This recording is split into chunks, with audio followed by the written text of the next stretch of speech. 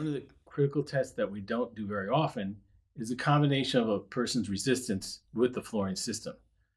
This is to give you an idea of how the system resistance works.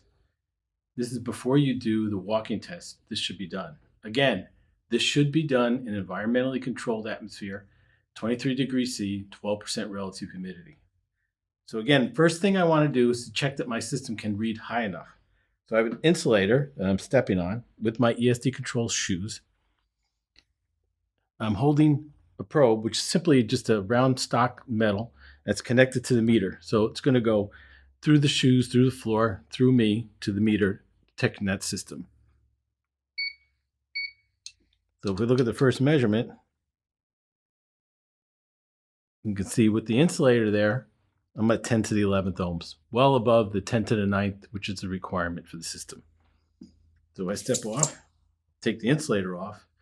First measurement you make is simply with both feet on the ground.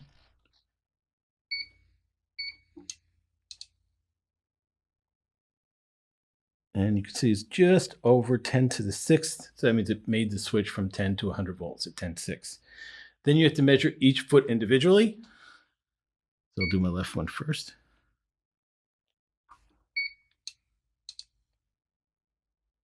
Which is 10 to the 7th, almost 10 to the 8th, still within spec.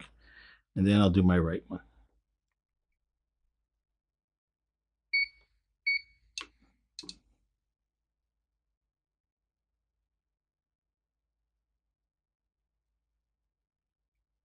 And 10 to the 6th.